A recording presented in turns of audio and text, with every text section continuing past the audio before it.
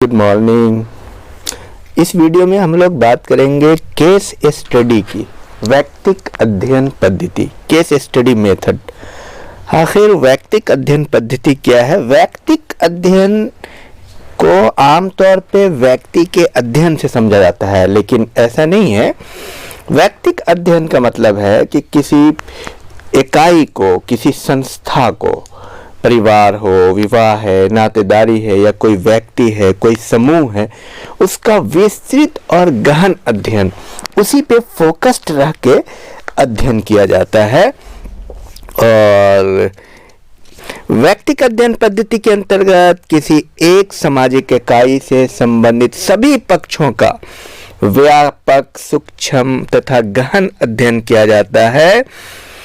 अध्ययन की जाने वाली जो इकाई होती है वो कोई व्यक्ति भी हो सकता है, समूह भी हो सकता है, संस्था भी हो सकता है, समुदाय भी हो सकता है, जाति, राष्ट्र और इतिहास का कोई युग भी हो सकता है।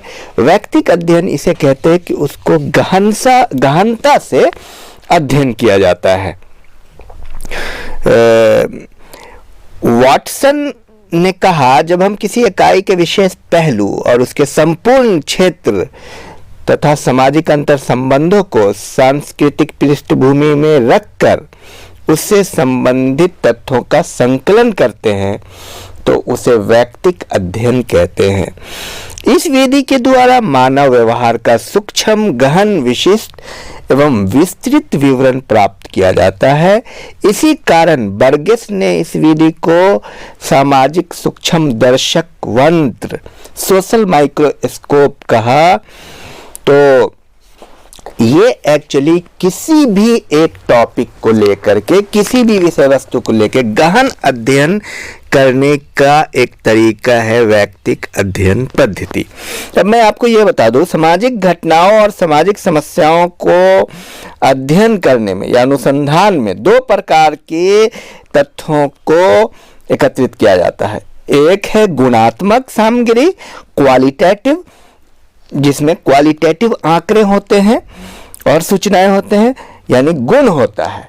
और दूसरा है परिमाणात्मक, यानी परिमाणात्मक क्वांटिटेटिव सामग्री या आंकड़े और सूचनाएं। अब आप ये, जैसे क्वालिटेटिव का मतलब हुआ, गुणात्मक का मतलब हुआ आपके संबंध कैसे है, इसको आप मेजर नहीं कर सकते। जैसे बाप बेटे के साथ क्या संबंध है, पति पत्नी के साथ क्या संबंध है, ये है गुणात्मक। और क्वांटिटेटिव का मतलब हुआ परिमाणात्मक, परिवार में कितने सदस्य हैं ये आप नाप सकते हैं, ये आप गिन सकते हैं। जैसे भारत में संयुक्त परिवार में किसी भी गांव में कितने सदस्य होते हैं, 5 हैं, 7 हैं, ये आप गिन सकते हैं। तो गुणात्मक सूचनाओं का संकलन वैयक्तिक अध्ययन प्रवृत्ति द्वारा किया जाता है। इसमें एक्चुअली गुणात्मक का ही किया जाता है, जबकि परिमाणात्मक सूचनाओं का संकलन सांख्यिकीय और आंकड़ों संबंधी अध्ययन प्रवृत्ति द्वारा किया जाता है। वैयक्तिक अध्ययन सामाजिक अनुसंधान को तीव्र एवं सूक्ष्म अंतर्दृष्टि प्रदान करके इकाई का गहन, विस्तृत अध्ययन करने में सहायता प्रदान करता है। इसके द्वारा समस्याओं का मनोसामाजिक अध्ययन करके उनके निदान एवं समाधान के उपायों का भी पता लगाया जा सकता है।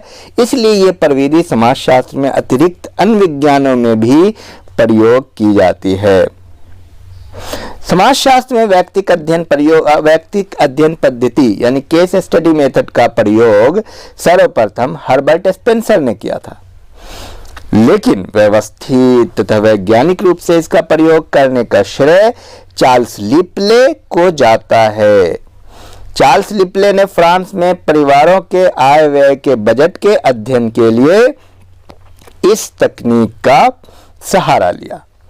आज समाज वैज्ञानिक इस तकनीक का प्रयोग समाज के प्रतिभाशाली व्यक्तियों, नेताओं, कलाकारों, लेखकों, कवियों, उपन्यासकारों तथा समाज सुधारकों के संपूर्ण जीवन वृत्तांत का अध्ययन करने के लिए करते हैं। तो कुल मिलाकर के ये है। और इसी के साथ अस्पताल, गिरजाघर, औद्योगिक संगठन, सरकारी विभाग, कोई भी एक इकाई को लेकर के इसमें विस्तृत अध्ययन किया जाता है। तो कुछ विद्वानों की राय देखते हैं जो बहुत मशहूर हैं। तो इसमें मैं आपको बताऊं, बीजेंस एंड बीजेंस के अनुसार वैयक्तिक अध्ययन पद्धति गुणात्मक विश्लेषण का एक रूप है जिसमें एक व्यक्ति, एक परिस्थिति या संस्था का सावधानी पूर्वक तथा पूर्ण विश्लेषण किया जाता है।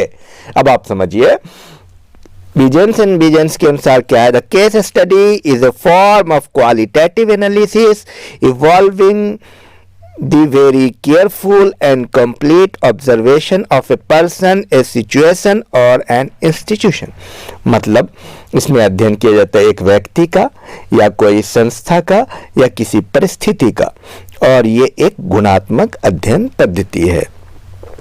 तो और पीवी योंग के अनुसार वैयक्तिक अध्ययन पद्धति किसी एक सामाजिक इकाई, चाहे वो व्यक्ति हो या परिवार हो या संस्था या सांस्कृतिक समूह अथवा समुदाय के जीवन के अन्वेषण एवं विवेचन करने की पद्धति को कहते हैं।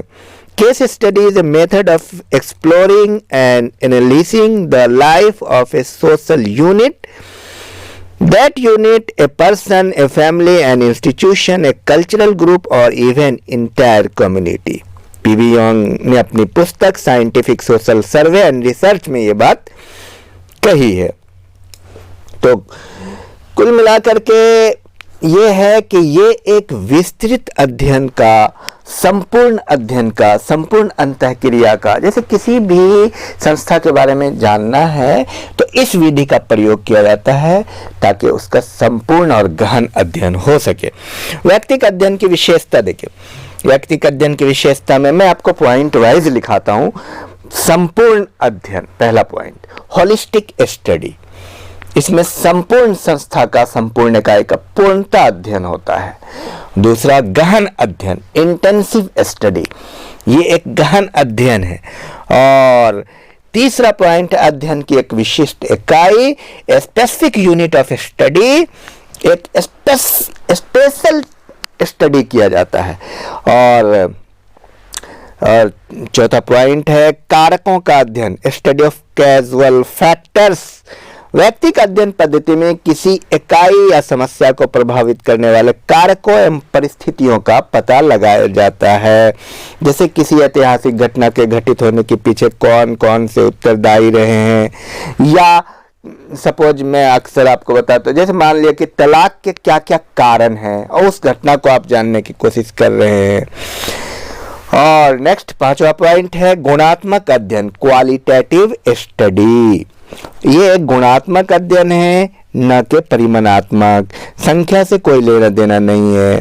दूसरे शब्दों में आप कह सकते हैं कि इकाई के बारे में आंकड़ों और संख्या पर कोई ध्यान नहीं दिया जाता है, निष्कर्ष भी संख्याओं में प्रकट नहीं किए जाते हैं। इसमें व्यक्ति के जीवन की घटना, प्रेरक तत्वों, आशाओं, आकांक्षाओं आदि का अध्ययन किया जाता है। और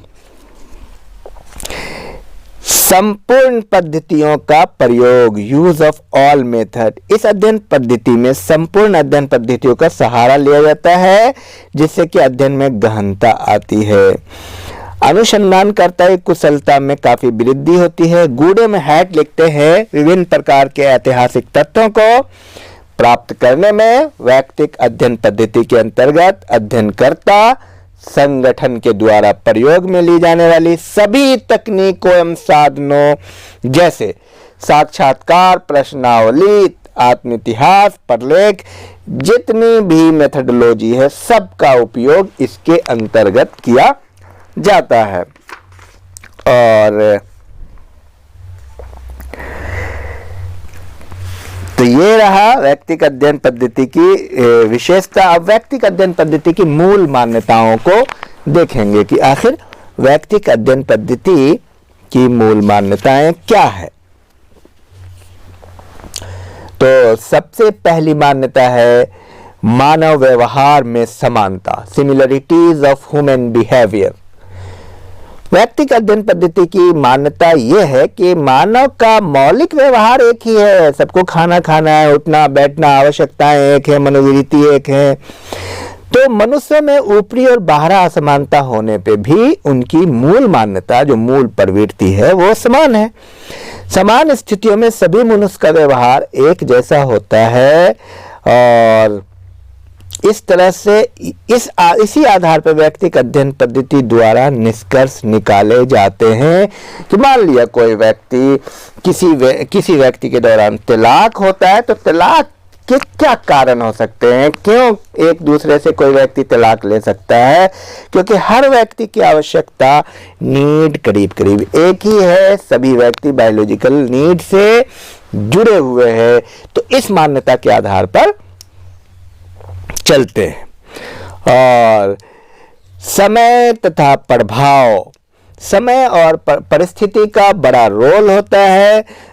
मानवीय व्यवहार, किसी घटना के अध्ययन में समय का बहुत महत्वपूर्ण योगदान होता है। समाज में जो कुछ भी आज घटित हो रहा है, भूतकाल की अनेक घटनाएं एवं प्रभाव का प्रतिफल है। किसी भी घटना का परिस्थिति के पीछे का इतिहास होता है, कुछ न कुछ परिस्थितियां होती है।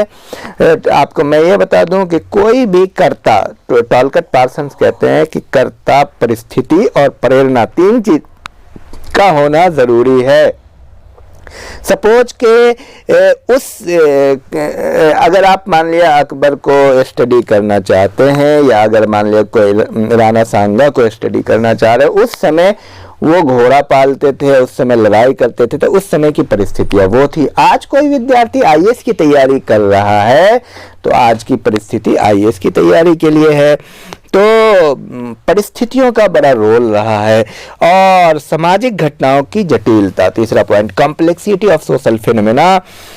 समाज, आप जानते हैं, सामाजिक संबंध जटिल होते हैं, मानव में परिवर्तनशील होता है, मानव हमेशा एक जैसा व्यवहार नहीं करता, तो मानव के जो संबंध होते हैं वो काफ़ी जटिल होते हैं।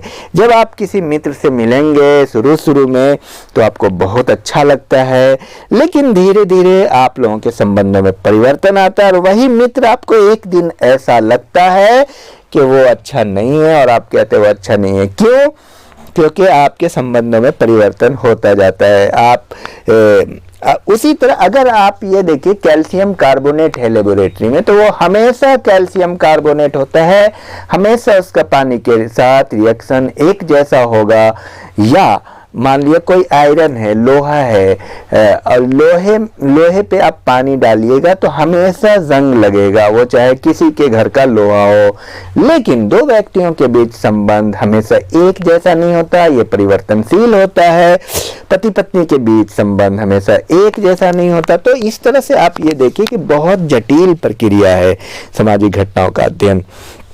और उसके बाद नेक्स्ट पॉइंट है संपूर्ण अध्ययन, होल स्टडी। इस विधि में किसी इकाई या घटना का एक पक्ष का अध्ययन नहीं होता, बल्कि संपूर्ण पक्ष का अध्ययन किया जाता है। परिस्थितियों की पुनरावृत्ति, रिपीटेशन ऑफ कंडीशन। मानव व्यवहार परिस्थितियों से प्रभावित होता है। एक ही परिस्थिति बार बार घटित होती है और एक इकाई के संपूर्ण अध्ययन द्वारा ये पता लगाया जाता है कि मनुष्य एक ही परिस्थिति में किस किस प्रकार का व्यवहार करता है। एक ही हालात में अन्य लोगों के जीवन में भी बार बार आ सकते हैं। यानी ये जानने की कोशिश की जाती है कि एक ही सिचुएशन दो पति पत्नी के बीच या सैकड़ों पति पत्नी के बीच होता है। कुछ लोग तलाक दे देते हैं, कुछ लोग तलाक नहीं देते हैं। उसी तरह से एक ही परिस्थितियां बहुत सारे विद्यार्थियों के बीच आता है। जैसे बहुत सारे विद्यार्थी फेल हो जाते हैं तो कुछ आत्महत्या कर लेते हैं, कुछ आत्महत्या नहीं करते हैं। तो एक ही परिस्थिति होती है लेकिन व्यवहार अलग अलग होता है।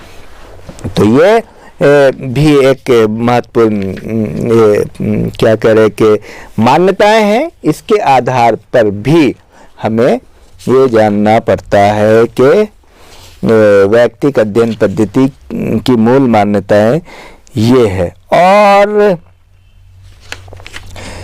अब देखेंगे व्यक्तिगत अध्ययन पद्धति के गुण क्या है, merits of case study method. इससे क्या फायदे हैं? इंपॉर्टेंस ऑफ केस स्टडी, व्यक्तिगत अध्ययन पद्धति के महत्व या मेरिट्स। तो व्यक्तिक अध्ययन पद्धति के महत्व को पॉइंट वाइज आप लिखेंगे और सुनेंगे। तो सबसे पहला है संपूर्ण अध्ययन, होलिस्टिक स्टडी। आपको पता है इसमें संपूर्णता के साथ अध्ययन किया जाता है। किसी एक पक्ष का अध्ययन उस इकाई का नहीं बल्कि उस इकाई का संपूर्ण पक्ष का अध्ययन किया जाता है। सपोज हम किसी व्यक्ति को अमिताभ बच्चन के बारे में जानना है तो अमिताभ बच्चन के जीवन के हर एक पहलू का अध्ययन किया जाता है। उठना बैठना, खाना पीना, सोना जागना, कैसे रहता है, क्या है, कैसे बना अमिताभ। तो ये है केस स्टडी मेथड।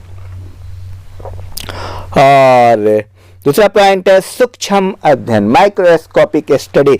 इस विधि के द्वारा किसी भी इकाई का गहन सूक्ष्म अध्ययन किया जाता है और बर्गेस ने इसे सोशल माइक्रोस्कोप कहा।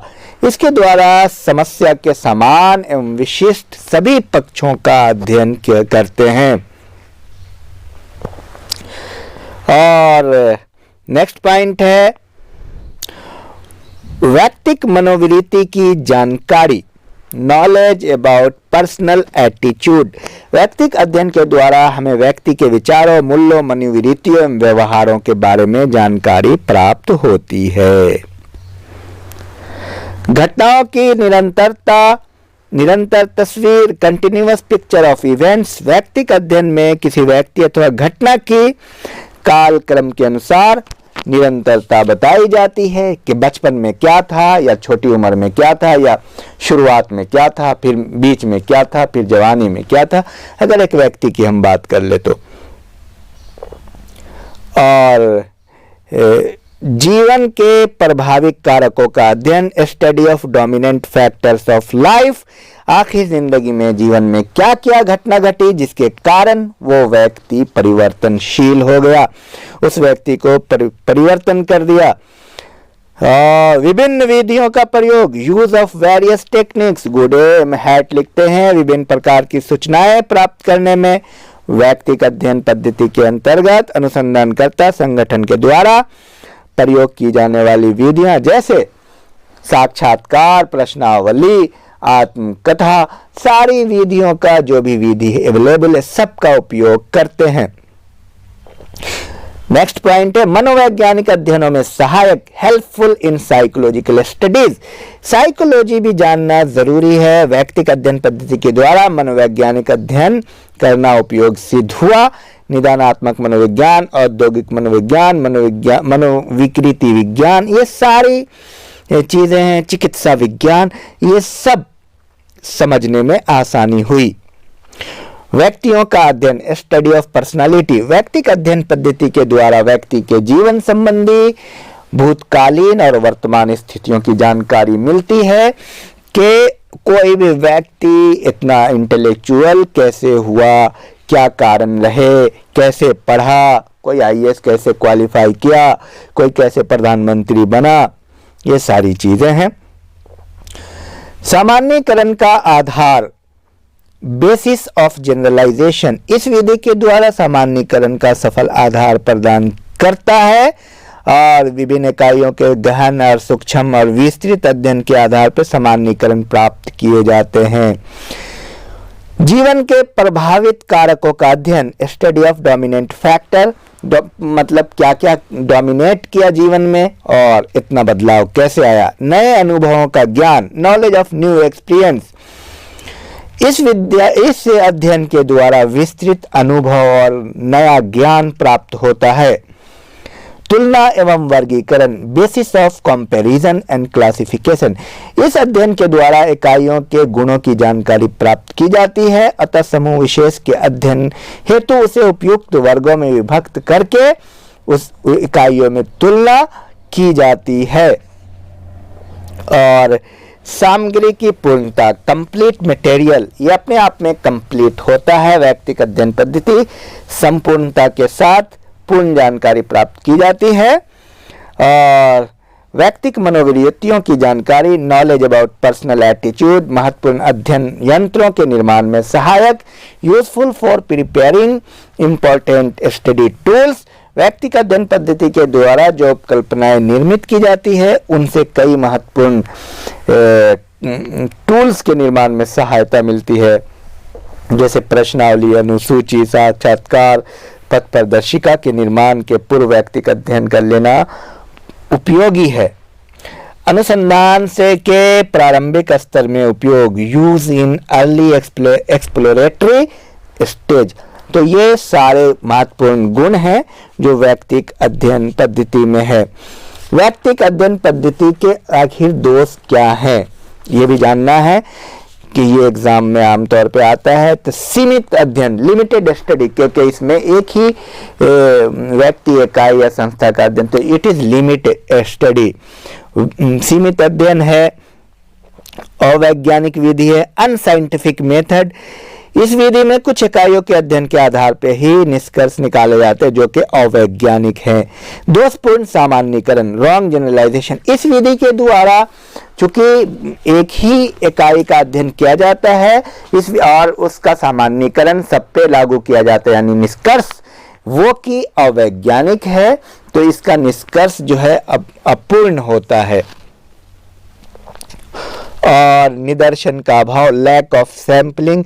चूंकि इस विधि में निदर्शन का अभाव होता है, किसी को चुनते नहीं है, उससे क्या होता है कि वैज्ञानिकता में कमी आती है। अत्यधिक खर्चीली एवं समय लेने वाली विधि, most expensive and time consuming method. इसमें बहुत ज़्यादा खर्च आता है धन का और बहुत ज़्यादा समय भी लगता है। इस कारण से ये विधि मतलब बहुत ज़्यादा परेशान करने वाली है। दोषपूर्ण रिकॉर्ड, डिफेक्टिव रिकॉर्ड। व्यक्तिगत विषयों में प्राप्त जो सामग्री है विश्वसनीय नहीं कहा जा सकता, क्योंकि कई बार रिकॉर्ड अपूर्ण और त्रुटिपूर्ण होते हैं। यदि असावधानी पूर्वक लिखे गए हैं तब वे यथार्थ स्थिति के विपरीत जानकारी देते हैं। जैसे पुलिस के रिकॉर्ड में एक व्यक्ति को अपराधी दर्ज किया गया, किंतु वास्तविक जीवन में वो एक सच्चा व्यक्ति है सपोज, तो दोषपूर्ण रिकॉर्ड हो जाता है। उसके बाद अध्ययनकर्ता का अधिक आत्मविश्वास, ओवर कॉन्फिडेंट ऑफ रिसर्चर्स। उसका व्यक्तिगत अध्ययनकर्ता को एक ये भ्रम हो जाता है कि सभी बातों की पूर्ण जानकारी है, इसलिए उसके द्वारा संकलित गलत तथ्य भी उसे सही मालूम होने लगते हैं। जैसे कोई व्यक्ति बहुत महान व्यक्ति का या संस्था का अध्ययन करता है, उसको लगता है कि जो आंकड़े आ रहे हैं वो बिल्कुल सही है, लेकिन हो सकता है कि बीच में जो आंकड़े उनको बताए जा रहे हैं वो आंकड़े अपूर्ण एवं अवैज्ञानिक हो और गलत बताया गया हो। दोषपूर्ण रिकॉर्ड, डिफेक्टिव रिकॉर्ड्स। और दोषपूर्ण जीवन इतिहास, डिफेक्टिव लाइफ हिस्ट्रीज। जीवन इतिहास स्वरचित होता है, अतः इसमें घटनाओं का उल्लेख अलंकारिक भाषा में किया जाता है। जैसे कोई महान व्यक्ति है और उसने जो भी रिकॉर्ड हो सकता है उसने बहुत सारी चीजें दोषपूर्ण और गलत तरीके से उसमें शामिल किया हो। सामग्री की विश्वसनीयता की जांच असंभव, impossibility of the test of reliability of data. आप जो डेटा एकत्रित करते हैं इस विधि में उस पर विश्वसनीयता नहीं है, विश्वास नहीं किया जा सकता, क्योंकि वो किसी एक व्यक्ति द्वारा तथ्य आपको प्रस्तुत किया गया है जो कि गलत हो सकता है, लेकिन इसकी जांच भी नहीं हो सकती। अनुसंधानकर्ता का पक्षपात, बायसनेस ऑफ इन्वेस्टिगेटर। इस विधि का एक प्रमुख दोष यह है कि इसमें अनुसंधानकर्ता पक्षपात की संभावना बहुत रहती है। लंबे समय तक इकाइयों के संपर्क में आने के कारण उससे वो प्रभावित हो जाता है और वो पक्षपाती होकर के उसके बारे में अच्छी अच्छी बातें लिख सकता है। तो इस प्रकार आप ये देखिएगा कि इसकी कुछ दोष है। हालांकि मैं आपको ये बताऊं कि दुनिया में कोई भी पद्धति, कोई भी तकनीक परीक्षा का पैटर्न भी है और आपको विश्लेषणात्मक होना है, तो किसी भी पैटर्न का पॉजिटिव और नेगेटिव होता है, धनात्मक और ऋणात्मक। दुनिया में कोई व्यक्ति, कोई समूह, कोई समुदाय, कोई संस्था 100% पूर्ण नहीं होती है, तो जाहिर सी बात है उसमें कुछ कमियां भी होती है। तो बहरहाल अपने आप में व्यक्तिगत अध्ययन पद्धति काफ़ी ये है महत्वपूर्ण है। इससे प्राप्त आंकड़ों का बहुत बड़ा रोल है। आपके पास कोई और उपाय भी नहीं है, क्या करेंगे आप? मान लिया किसी महान व्यक्ति का अध्ययन करने नहीं जाएंगे तो क्या करेंगे? उनसे नहीं पूछेंगे। जैसे सपोज किसी को डॉक्टर अब्दुल कलाम का अध्ययन करना है तो आपको करना ही पड़ेगा, नहीं क्या करेंगे? तो और जैसा वो बताएंगे वैसा ही आपको लिखना पड़ेगा, कोई और उपाय भी नहीं है। तो बहरहाल इसके कुछ लाभ हैं और इसके कुछ हानियां हैं। तो अब हम जानेंगे वैयक्तिक अध्ययन पद्धति के प्रकार। वैयक्तिक अध्ययन पद्धति के आमतौर पे 2 प्रकार है। वैयक्तिक अध्ययन पद्धति, केस स्टडी ऑफ इंडिविजुअल, मतलब आपको नाम से क्लियर है, स्पष्ट है कि व्यक्तिगत अध्ययन पद्धति में किसी एक व्यक्ति को उसको लेकर के प्रारंभ से लेकर अब तक के जीवन के इतिहास के बारे में अध्ययन किया जाता है। इस प्रकार के अध्ययन में सभी घटनाओं, परिस्थितियों, सिचुएशन, पृष्ठभूमि की जानकारी प्राप्त की जाती है जिन्होंने व्यक्ति के व्यक्तित्व निर्माण में महत्वपूर्ण भूमिका निभाई है। इस विधि के द्वारा व्यक्ति के परिवार में उसके सदस्यों, पड़ोस, मित्र और पत्र, डायरी, आत्मकथा, लेख, संस्मरण, जीवन इतिहास आदि स्रोतों से जानकारी प्राप्त की जाती है। इस प्रकार इस विधि में व्यक्ति के संपूर्ण सामाजिक जीवन तथा पृष्ठभूमि एवं प्रभावक कारकों का अध्ययन किया जाता है, निष्कर्ष निकाला जाता है। उदाहरण के तौर पे मान लिया डॉक्टर अब्दुल कलाम का आपको अध्ययन करना है या महात्मा गांधी का अध्ययन करना है, तो महात्मा गांधी किसके साथ रहे, कौन उसके शिक्षक थे, डॉक्टर अब्दुल कलाम के कौन शिक्षक थे, कैसे वो बचपन गुजारे, कहाँ उन्होंने पेपर बेचा, कैसे कैसे वो जीवन, उनकी डायरी क्या है, मित्र मंडली, उनके मित्र कौन थे, पड़ोस कौन थे, परिवार में कौन कौन सदस्य थे, संस्मरण वगैरह। तो ये है केस स्टडी मेथड जो व्यक्तिक इंडिविजुअल पर फोकस करता है। तो इस प्रकार आप देखते हैं कि व्यक्ति का अध्ययन करते समय विविध प्रकार के प्राथमिक और द्वितीयक स्रोत और उपलब्ध प्रविधियों का प्रयोग किया जाता है। और दूसरा प्रकार है समुदाय का व्यक्तिक अध्ययन, समुदाय या समूह का, case study of a community और ग्रुप। इसके अंतर्गत जैसा कि नाम से स्पष्ट है किसी समूह, संस्था, जाति, समुदाय या जनजाति को एक इकाई मान करके उसके पूरे जीवन का पूरे अध्ययन किया जाता है। पीवी यंग का भी मत है कि व्यक्तिगत अध्ययन में संपूर्ण समुदाय की खोज की जाती है। इस प्रकार के अध्ययन में बौद्धिक कुशलता, अनुभव, सतर्कता की आवश्यकता है। उसमें जो अनुसंधान करता है उसके लिए बहुत स्किलफुल होना जरूरी है कि वो किस प्रकार से अध्ययन करे ताकि अध्ययन में कोई भी दिक्कत न आए। तो इस प्रकार के अध्ययन में संपूर्ण किसी भी संस्था का या समुदाय का या जाति जनजाति का संपूर्ण अध्ययन किया जाता है। तो 2 प्रकार के होते हैं, व्यक्तिक case study of an individual, case study of community और ग्रुप। अब प्रोसीजर ऑफ केस स्टडी क्या है, मतलब कैसे कैसे वो चलता है ये भी आप जान लीजिए। तो सबसे पहले समस्या का अध्ययन, स्टेटमेंट ऑफ प्रॉब्लम। समस्या सर्वप्रथम अनुसंधानकर्ता को यह तय करना होता है कि किस मामले का अध्ययन करना है। समस्या का मतलब किसे चुनना है। उसके बाद किस विषय पे वो बात करना है। उसके बाद अध्ययन, समस्या का चयन, सिलेक्शन ऑफ केसेस, समस्या का निवारण, समस्या का विवरण पहले, स्टेटमेंट ऑफ प्रॉब्लम, उसके बाद अध्ययन समस्या का चुनाव, सिलेक्शन ऑफ केसेस, देन इकाइयों के प्रकार एवं संख्या का निर्धारण, determination of types and number of units, विश्लेषण के क्षेत्र का निर्धारण, स्कोप ऑफ एनालिसिस, कहाँ करना है अध्ययन। तो जाहिर सी बात है अनुसंधानकर्ता ये सोचेगा पहले किसका अध्ययन करना है, किस समस्या को लेकर अध्ययन करना है, किस बात को लेकर अध्ययन करना है, पहले उस पर वो अध्ययन करेंगे, फिर आगे अध्ययन को आगे बढ़ाएंगे, फिर समस्या को सिलेक्ट करेंगे, समस्या का चयन करेंगे, फिर धीरे धीरे आगे बढ़ेंगे। और दूसरे पॉइंट में घटनाओं का कालक्रम, कैसे कैसे कौन कौन सी घटना घटी। जैसे कोई भी अब संस्था को आप लेंगे ना, या आप जैसे मान लीजिए कि ऐतिहासिक घटना को लीजिए कि भारत छोड़ो आंदोलन हुआ, तो भारत छोड़ो आंदोलन हुआ तो पहले समस्या क्या थी उसको स्टडी कीजिए, और भारत छोड़ो आंदोलन आपका टॉपिक लीजिए, टॉपिक लेने के बाद फिर आप भारत छोड़ो आंदोलन कैसे कैसे शुरू हुआ प्रारंभिक से आप ऐसे चलिएगा। तो घटनाओं का कालक्रम क्या है, फिर निर्धारक कारक, डिटरमिनेंट फैक्टर, तीसरा पॉइंट है कि आखिर कौन कौन से कारक थे जो इस घटना को घटित होने में महत्वपूर्ण योगदान दिए। वो कोई व्यक्ति अगर है तो उसके अनुसार, जैसे मान लिया डॉक्टर अब्दुल कलाम को डॉक्टर अब्दुल कलाम बनाने में कौन कौन सी घटना, बीच में कौन कौन से कारक आए। तो किसी घटना घटित होने के लिए जो कारक उत्तरदायी होते हैं, जैसे मान लो कोई व्यक्ति के अपराधी बनने के लिए, या किसी व्यक्ति के राष्ट्रपति बनने के लिए, या किसी व्यक्ति का अमीर बनने के लिए, बहुत सारी चीजें हैं, सहायक कारण है, इस तरह से। और चौथे पॉइंट में विश्लेषण एवं निष्कर्ष, एनालिसिस एंड कंक्लूजन।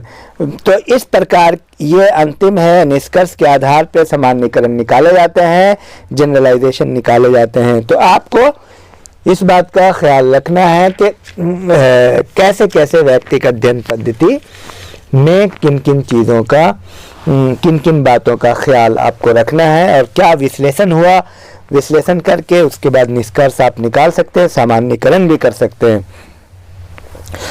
अब एक है व्यक्तिगत अध्ययन पद्धति के यंत्र एवं प्रविधियां, tools and techniques of case study method. अब इसमें व्यक्तिगत अध्ययन पद्धति में किन किन यंत्र का इस्तेमाल आप बीच में करेंगे, टूल्स का, वो भी बहुत महत्वपूर्ण है, उसको भी आप एक नज़र में जान लीजिए। तो व्यक्तिगत अध्ययन पद्धति में जिन जिन प्रविधियों का, टेक्निक्स का उसमें हम इस्तेमाल करेंगे, एक तो उसमें प्राथमिक सूचनाएं संकलन की टेक्निक्स हैं, techniques for the collection of primary data. इसके अंतर्गत हम जिसका इस्तेमाल करते हैं वो है सबसे पहला आप ऑब्जर्वेशन लिखिए, निरीक्षण, दूसरा है साक्षात्कार, इंटरव्यू, और तीसरा है अनुसूची, शेड्यूल। इन सब का प्रयोग हम व्यक्तिगत अध्ययन पद्धति में करते हैं। और द्वितीयक सूचनाएं जो हैं, secondary data for techniques of secondary data में आप इस्तेमाल करते हैं डायरी और निजी पत्र, डायरीज एंड लेटर्स, उस व्यक्ति के बारे में क्या क्या डायरी में लिखा हुआ, क्या पत्र है, उसके बाद जीवन इतिहास, लाइफ हिस्ट्री, उनका लाइफ हिस्ट्री क्या है, जीवन इतिहास क्या है, इसके बारे में है। इसलिए बर्गस ने इसके सोशल माइक्रोस्कोप माना व्यक्तिगत अध्ययन पद्धति को, क्योंकि वो जीवन के संपूर्ण इतिहास को, संपूर्ण बात को, इसमें आप ये देखेंगे कि अमुक व्यक्ति जिसका आप अध्ययन कर रहे हैं उसकी पारिवारिक पृष्ठभूमि क्या है, उस परिस्थितियां क्या रही, घटनाएं क्यों घटी, जैसे कोई व्यक्ति महान कैसे हुआ या अपराधी कैसे हुआ, क्या क्या कारक रहे, परिस्थितियों के प्रति व्यक्ति की क्या प्रतिक्रिया है, प्रतिक्रिया के आधार पर विश्लेषण करना है। जीवन के महत्वपूर्ण घटनाएं, जैसे व्यक्ति को प्रेरणा और प्रोत्साहन दिया, कौन सी बात मोटिवेट किया कि वो व्यक्ति इतना महान बना, वो व्यक्ति राष्ट्रपति बना। डॉक्टर अब्दुल कलाम की अगर हम बात करें तो व्यक्ति के जीवन में निराशा उत्पन्न हुई, कौन सी घटनाएं घटी, कोई व्यक्ति बड़ा अपराधी बना, उनके जीवन में कौन सी निराशा उत्पन्न हुई, संपूर्ण जीवन का क्या अनुभव है उसका, और प्रभावशाली व्यक्ति कैसे बना, अगर कोई व्यक्ति प्रभावशाली बना तो कैसे बना, व्यक्ति की मनोवृत्तियां और आशाएं, उनका एटीट्यूड क्या है उस व्यक्ति का जिसका आप स्टडी करने जा रहे हैं, और तत्कालीन परिस्थितियों के अनुसार भविष्य के प्रति व्यक्ति की क्या धारणा है, व्यक्ति क्या सोचता है भविष्य के प्रति। और नेक्स्ट में प्रलेखन, डॉक्यूमेंट्स, आप इन सारी बातों को लिखेंगे। डायरी, पत्र, जीवन इतिहास के अतिरिक्त व्यक्तिगत विषय के अध्ययन में अन्य स्रोतों जैसे व्यक्तिगत प्रलेखों आदि का भी योगदान किया जाता है। जो भी चीज, जो डॉक्यूमेंट्स अवेलेबल है, जैसे आत्मकथाएं, स्कूल और कॉलेज के रिकॉर्ड, वंशावली, पुस्तक जो उन्होंने लिखा है, पत्रिकाओं, सरकारी गैर सरकारी विज्ञप्तियां, सहायक सामग्री, भूत और वर्तमान में से संबंधित अनुसंधान, प्रतिवेदन, बहुत सारी चीजें जो लिखी गई है उनके बारे में। तो हैरी एल पोर्ट ने इस बारे में लिखा है कि व्यक्तिगत प्रलेख आत्म प्रदर्शन करने वाले ऐसे तथ्य हैं जो इच्छापूर्वक या अनिच्छापूर्वक लेखक के मानसिक जीवन की संरचना, गत्यात्मकता एवं कार्य करने के बारे में प्रत्यक्ष सूचनाएं देते हैं। तो इस प्रकार व्यक्तिगत प्रलेखों के अतिरिक्त कुछ अन्य स्रोत जैसे व्यक्तिगत अध्ययन विषय के बारे में जानकारी प्राप्त की जा सकती है। और भी स्रोत हैं सरकारी रिकॉर्ड, पुलिस, न्यायालय में उनके बारे में क्या रिकॉर्ड है, जनगणना रिकॉर्ड क्या है, बीमा कार्ड, आयकर कार्ड, आधार कार्ड और पासपोर्ट, प्रकाशित साहित्य, मित्रों एवं संबंधियों से साक्षात्कार, अवलोकन आदि को सम्मिलित किया जा सकता है। और इसके अतिरिक्त फोटोग्राफ, एल्बम, नक्शे, चार्ट, प्रमाण पत्र, समाचार पत्रों में छपी खबरों आदि के से भी व्यक्ति के बारे में बहुत सारी महत्वपूर्ण सूचनाएं प्राप्त की जा सकती है। तो कुल मिला के ये रहा केस स्टडी मेथड। तो मैं आपको यही बोलूंगा कि व्यक्तिगत अध्ययन पद्धति एक ऐसी पद्धति है जिसमें किसी एक व्यक्ति या समुदाय या समूह या संस्था या जनजाति या जाति के बारे में गहन विस्तृत अध्ययन किया जाता है। इसके कुछ लाभ हैं और इसके कुछ हानियां हैं। हर एक पद्धति की कुछ न कुछ फायदे और कुछ न कुछ हानि होती है, डिमेरिट्स होती है, कुछ मेरिट होती है, वो हमें लेकर चलना पड़ता है। तो ये रहा कुल मिला के। आपको कैसा लगा? वीडियो बड़ी हो गई है लेकिन इसमें संपूर्ण अध्ययन है और ये अपने आप में ये 4 लेक्चर है। इसको आप अच्छे से सुने, याद करें और नोट करें सारे पॉइंट को। और आपको ये वीडियो कैसी लगी कमेंट बॉक्स में भी बताएं। Thank you very much.